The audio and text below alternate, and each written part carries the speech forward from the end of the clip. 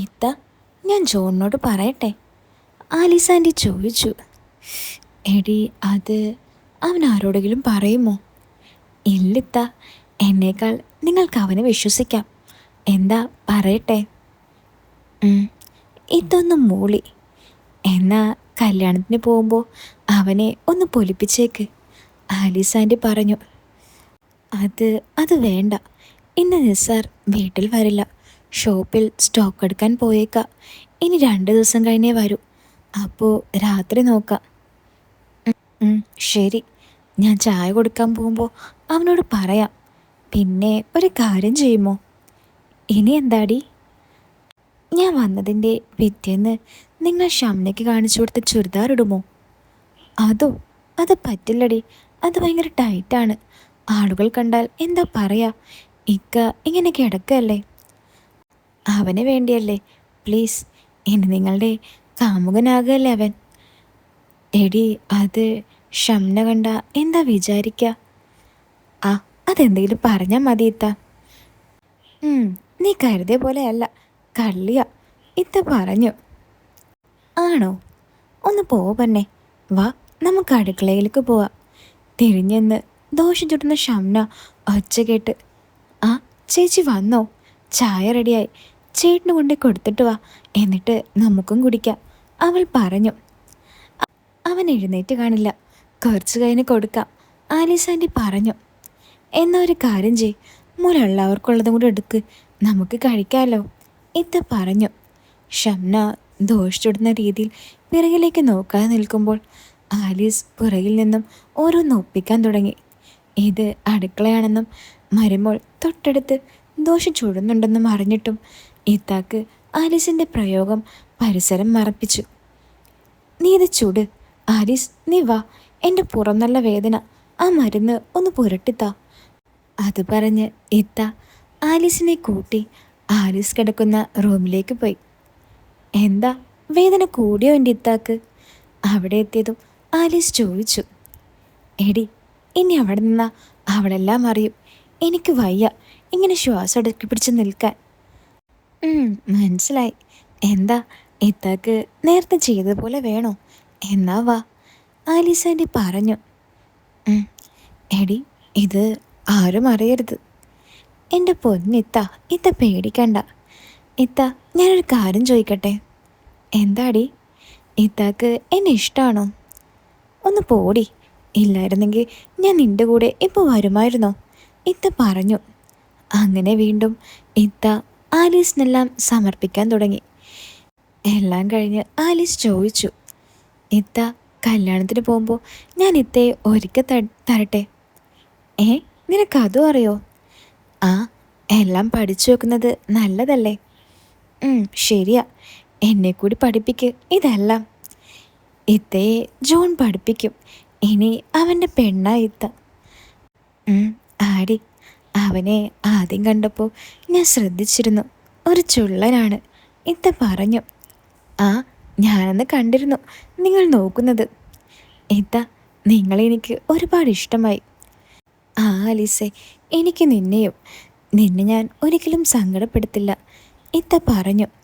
എല്ലാം വളരെ മനോഹരമാക്കി വലിയ സന്തോഷത്തോടെ ചായയുമായി എൻ്റെ അടുത്തേക്ക് വരുന്ന ആലീസാൻ്റെ കണ്ടപ്പോൾ ഞാൻ ചോദിച്ചു.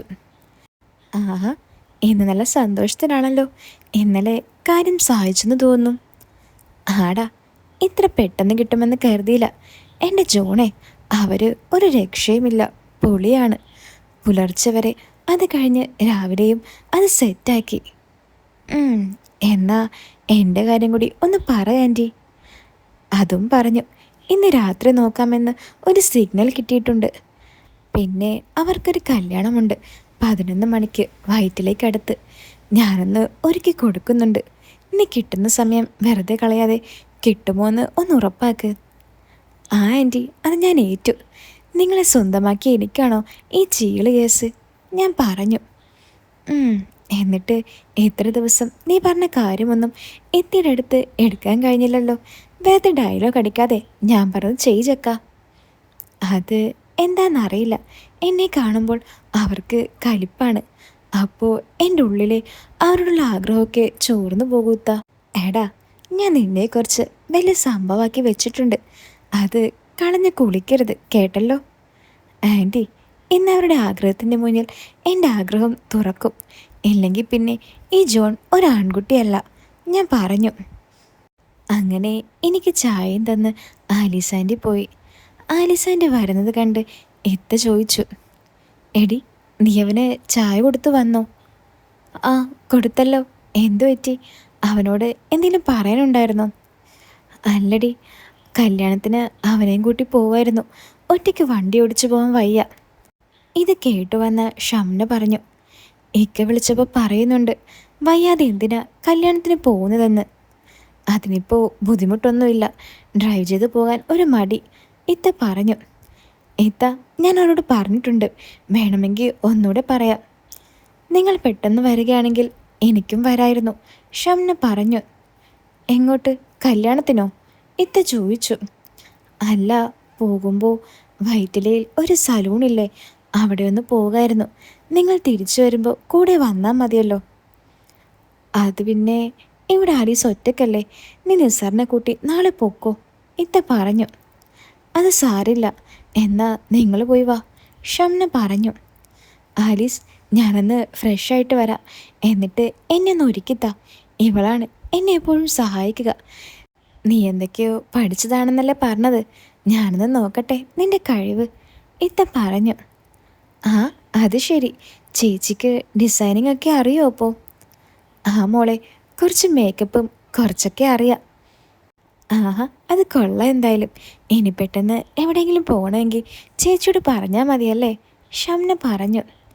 ഇക്കയുടെ അസുഖം മാറി ഞാൻ ഇവിടുന്ന് പോകുന്നവരെ ഞാൻ റെഡിയാണ്, ആലിസാൻറ്റി പറഞ്ഞു. അങ്ങനെ ഇത്ത കുളിക്കാനായി അവിടുന്ന് ബാത്റൂമിൽ കയറി. ഉച്ചയ്ക്ക് കഴിക്കാനുള്ളത് റെഡിയാക്കി അടുക്കളയിൽ നിന്നും ആലിസും ഷംനയും ഓരോ കാര്യങ്ങൾ സംസാരിച്ചുകൊണ്ടിരുന്നു. കല്യാണം കഴിഞ്ഞിട്ട് ഇപ്പോൾ കൊല്ലം ഒന്നായില്ലേ, എന്താ പ്ലാനിങ് ആണോ അതോ? ആലീസ് ചോദിച്ചു. എന്താ ചേച്ചി ചോദിക്കുന്നത്? കുട്ടികളുടെ കാര്യമാണോ? ആ, അതെ മോളെ. അതൊന്നും പറയാതിരിക്കുന്ന ചേച്ചി നല്ലത്. 2 തവണ ചെറിയ സൂചന തന്നു, പക്ഷേ ഒരു കുഞ്ഞുണ്ടാകാൻ വേണ്ട എന്തോ കുറവ് നിസാറിക്കയ്ക്ക് ഉണ്ടെന്നാണ് ഡോക്ടർ പറഞ്ഞത്. അതിന് മരുന്ന് കുടിക്കാണ്, അല്ലാതെ പ്ലാനിങ് ഒന്നും ഇല്ല. ഉമ്മ പറഞ്ഞു നിസാറിൻ്റെ കാര്യം. ഞാനത് പിന്നെ കൂടുതൽ ചോദിക്കാൻ നിന്നില്ല. അവൻ എങ്ങനെയാ, കാര്യങ്ങൾ നല്ല രീതിയിൽ പോകുന്നില്ലേ, ആൻറ്റി ചോദിച്ചു. ഉമ്മാക്കറിയാം എൻ്റെ കാര്യം. ഉമ്മയെപ്പോലെ ഒരമ്മായിമ്മയെ കിട്ടിയതാണ് എൻ്റെ ഭാഗ്യം, ഷംന പറഞ്ഞു. ആ, അത് ശരിയാ, ഇത്ത സൂപ്പറാണ്. ഞാൻ ആദ്യം കരുതിയത് കുറച്ച് ഗൗരവക്കാരിയാണെന്നാണ്. അടുത്തറിഞ്ഞപ്പോഴാണ് അത് തെറ്റാണെന്ന് എനിക്ക് മനസ്സിലായത്. കല്യാണം കഴിഞ്ഞാൽ നമുക്കിഷ്ടമുള്ള വസ്ത്രം ഉടുത്ത് നടക്കാൻ പറ്റില്ല, എവിടെയും പോകാൻ പറ്റില്ല എന്ന് കരുതി എനിക്ക് ഇവിടെ എത്തുന്നതും ഉമ്മ വിലക്ക് തന്നിട്ടില്ല. എൻ്റെ സ്വന്തം വീട്ടിൽ പോലും കിട്ടാത്ത വിധം ഫ്രീഡം എനിക്കിവിടെ ഉണ്ട്. അത് നീ നിസാറിൻ്റെ കൂടെ പോകുമ്പോൾ എനിക്ക് മനസ്സിലായി. നീ കുറച്ച് മോഡേൺ ആണല്ലേ, ആലീസ് പറഞ്ഞു. അത് ഇക്കാക്ക് ഇഷ്ടമാണ് ഞാനിങ്ങനെ ഒരുങ്ങി നടക്കുന്നത്. ഇക്കയുടെ ഫ്രണ്ട് സർക്കിളുള്ളവരുടെ ഭാര്യമാരിൽ ഞാനാത്രേ ഏറ്റവും ഭംഗി, അവർ പറയുമെന്നാണ് ഇക്ക പറയാറ്. ആര്? ഇക്കയുടെ ഫ്രണ്ട്സോ? ആ, എല്ലാവരും പറയും. പിന്നെ അഫ്സൽ, അവനാണ് എപ്പോഴും പറയാ. വായി നോക്കിയാണ്, എന്നെ കാണുമ്പോൾ അവനൊരു ചിരിയുമാണ്. ഏ, അഫ്സലാണോ ഇക്കയുടെ ബെസ്റ്റ് ഫ്രണ്ട്? അവനിങ്ങനെ നോക്കുന്നത് നിസാറിൻ്റെ അടുത്ത് പറഞ്ഞില്ലേ? ഇക്കാക്ക് അവനോട് നല്ല കമ്പനിയാണ്. ഞാൻ പറഞ്ഞാലും പറയും അത് നീ അവനെ തെറ്റിദ്ധരിക്കുകയാണെന്ന്. മോളെ ഷംനെ, അവൻ ഇതേ കയ്യിലെടുത്തവനാണ്, അവനാണ് നിന്നെ ചൂണ്ടിയിടുന്നത്, ആലീസ് മനസ്സിൽ പറഞ്ഞു. അല്ല, ഈ അഫ്സൽ എങ്ങനെ ആള്? കാണാൻ ചുള്ളനാണോ? ആൻറ്റി ചോദിച്ചു. ഏയ്, അത്ര വലിയ ചുള്ളനൊന്നും അല്ല, ഷംന പറഞ്ഞു. ഓ, നിനക്ക് ചുള്ളൻ നിന്റെ നിസാർക്ക മാത്രമാകും, വേറെ ചുള്ളന്മാരെ നീ കണ്ടിട്ടുണ്ടോ? ആലീസ് ചോദിച്ചു. ഏ, ഈ ചേച്ചി ഇതെന്തൊക്കെ പറയുന്നതും ചോദിക്കുന്നതും. എന്തായാലും ഉമ്മാക്ക് പറ്റിയ കൂട്ടാണ് നിങ്ങൾ. ഏ, അതെന്താ മോളെ നീ അങ്ങനെ പറഞ്ഞേ? അത് ഉമ്മയാണ് ഇങ്ങനെയൊക്കെ പറയുകയും ചോദിക്കുകയും ചെയ്യുക. ഉം, ഞാൻ കാര്യമായിട്ട് ചോദിക്കാം.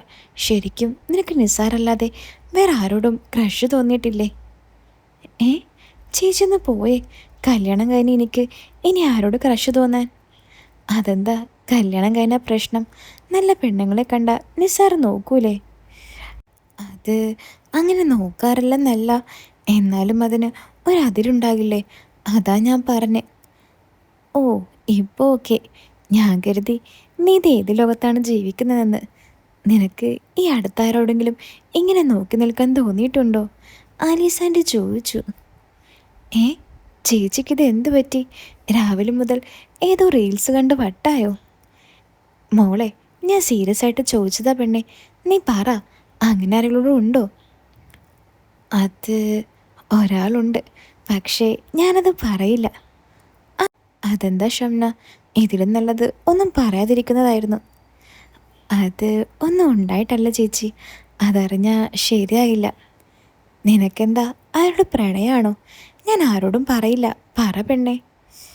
അത് ആരോടും പറയരുത്. ഇല്ല പെണ്ണെ, പറ. അത് നിങ്ങളുടെ ജോണിനെ കാണുമ്പോൾ. ഏ, സത്യമാണോ? അത് ചേച്ചി അവനോട് പറയരുത്, മോശമാണ്. എനിക്കവനോട് ഒന്നുമില്ല. അതെന്താ അവനെത്ര പ്രത്യേകത? ആലീസ് ഷംനയുടെ ഉള്ളറിയാൻ ചൂണ്ടയിടാൻ തുടങ്ങി. അത് കാണാൻ നല്ല ഭംഗിയുള്ള മുഖശ്രീയാണ്, പിന്നെ നല്ല പൗരുഷവും. നിസാറയ്ക്കോട് ഞാൻ പറയും ജിമ്മിൽ പോകാൻ. എവിടെ കേൾക്കാൻ? നീ എങ്ങനെ ജോണിനെ കണ്ടു? നീ ആ ഭാഗത്തേക്ക് പോകാത്തതാണല്ലോ? ആലീസ് ചോദിച്ചു. അത് മുകളിലെ റൂമിലെ ജനൽ തുറന്നപ്പോൾ ഔട്ട് ഹൗസിൻ്റെ പുറത്ത് അവൻ നിൽക്കുന്ന കണ്ടു. അത് കേട്ട് ആലീസ് ഒന്ന് ചിരിച്ചു. അത് കണ്ട് ഷംന പറഞ്ഞു, ചേച്ചി എന്തിനാ ചിരിക്കുന്നത്? അവനോട് പോയി പറയരുത്. ഇക്കറിഞ്ഞ എന്ത് വിചാരിക്കും? ഞാൻ മോശമായിട്ട് ഒന്ന് ചിന്തിച്ചിട്ട് പോലുമില്ല. മോളെ ഷംനെ, നീ എന്തിനാ പേടിക്കുന്നത്? ഞാൻ ആരോടും പറയില്ല, പോരെ? പെട്ടെന്ന് അങ്ങോട്ട് ഇത്ത വന്നു. എന്താ ഇവിടെ? എന്നെക്കുറിച്ച് പരദൂഷണമാണോ? ഏയ്, ഇത്തയെക്കുറിച്ച് എന്ത് പറയാൻ? നിങ്ങൾ സൂപ്പറല്ലേ. ഞാനെൻ്റെ ഓരോ കാര്യങ്ങൾ ഇവളോട് പറയായിരുന്നു, ആലീസ് പറഞ്ഞു. ആ, പറഞ്ഞു കഴിഞ്ഞെങ്കിൽ വാ, സമയം ഒരുപാടായി, വൈറ്റിൽ വരെ എത്താനുള്ളതാ. ആലീസ് ഇത്തയുടെ കൂടെ ഡൈനിങ് റൂമിലേക്ക് പോയി. ആലീസ്, ഇതിട്ട് ഞാൻ എങ്ങനെയാടി ഇക്കയുടെ മുന്നിൽ പോവാ? സാരി ഉടുത്താൽ പോരെ? ഇക്ക വഴക്ക് പറയും, ആളുകൾ കണ്ടാൽ എന്ത് വിചാരിക്കും? എൻ്റെ ഇത്ത, നിങ്ങൾക്കിതുപോലുള്ള ഡ്രസ്സ് നല്ല ഭംഗിയുണ്ട്. പിന്നെ ലിപ്സ്റ്റിക്ക് ഞാനത് ഇടാറില്ല, അൻവറയ്ക്കൊക്കെ ഇഷ്ടമല്ല. ഇതിപ്പോൾ അതും കൂടിപ്പോയി. ഇപ്പോൾ കണ്ട സിനിമയിലേക്ക് ഓഫർ വരും, അത്ര മൊഞ്ചായിട്ടുണ്ട് ഇത്തയെ കാണാൻ. ആലീസ് വീണ്ടും സോപ്പിട്ടു. ഡ്രസ്സിന് മാച്ചായ ഓർണമെൻറ്റ്സ് അണിഞ്ഞ് ഒരുക്കി കഴിഞ്ഞ് ആലീസ് അവിടുന്ന് പുറത്തേക്ക് വന്നു. ഈ സമയം ഔട്ട് ഹൗസിൽ ആൻറ്റിയുടെ വരവ് കാത്തിരിക്കുമ്പോഴാണ് വാതിലിൽ മുട്ട് കേൾക്കുന്നത്. ഞാൻ ചെന്ന് വാതിൽ തുറന്നു. എടാ, അവരിപ്പോൾ ഇറങ്ങും, നീ കാറ് സ്റ്റാർട്ട് ചെയ്ത് റെഡിയായി നിന്നോ. പിന്നെ ഓൾ ദ ബെസ്റ്റ്. തിരിച്ചു വരുമ്പോൾ എനിക്ക് സന്തോഷമുള്ളത് കേൾക്കണം, കേട്ടല്ലോ? എൻ്റെ ആൻറ്റി, അത് ഞാൻ ഏറ്റു. പിന്നെ നമുക്കൊന്ന് കാണണം ഇത് കഴിഞ്ഞിട്ട്. ആടാ, ഞാനും അതിന് കാത്തിരിക്കുകയാണ്.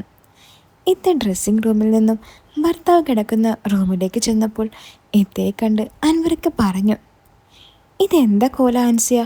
എങ്ങനെയാണോ നീ കല്യാണത്തിന് പോകുന്നത്? ഇതിനിപ്പോൾ എന്താ കുഴപ്പമിക്ക?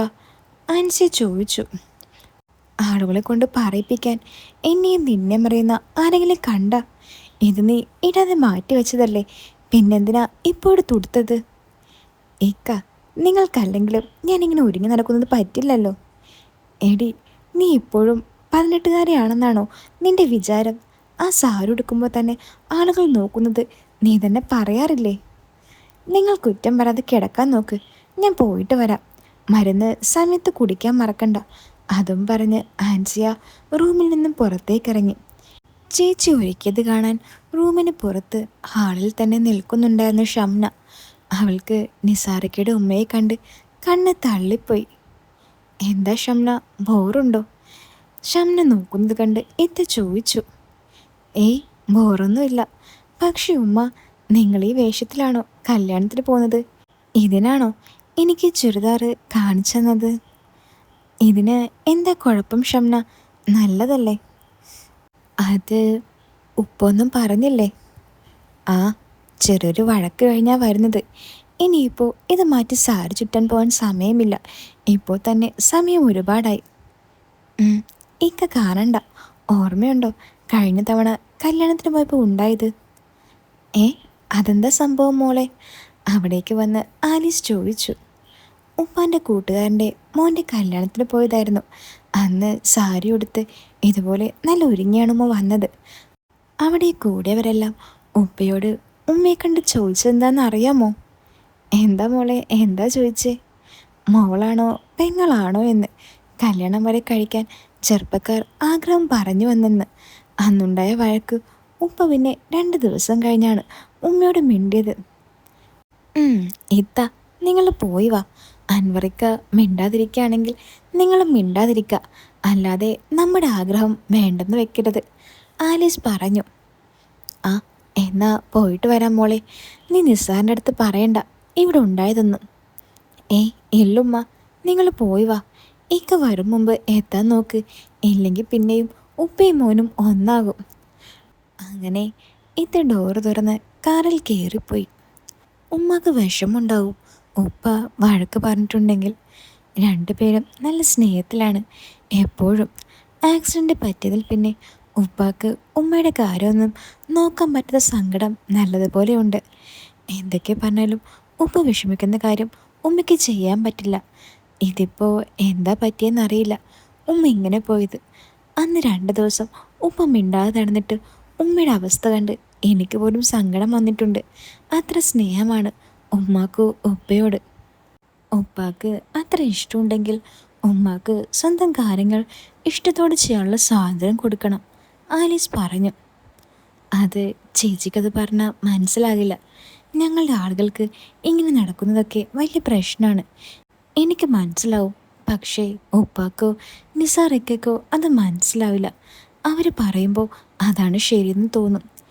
ഈ സമയം ആൻസി എത്തിക്കൊണ്ട് കാറ് മുന്നോട്ട് പോകുമ്പോൾ മുന്നിലെ മിററിലൂടെ പിറകിലിരിക്കുന്ന ഇത്തയെ ഞാൻ ശ്രദ്ധിച്ചുകൊണ്ട് ഡ്രൈവ് ചെയ്ത് പോകുമ്പോൾ ഇത്ത എന്നോട് ചോദിച്ചു, ജോൺ, എന്താ ഇത്?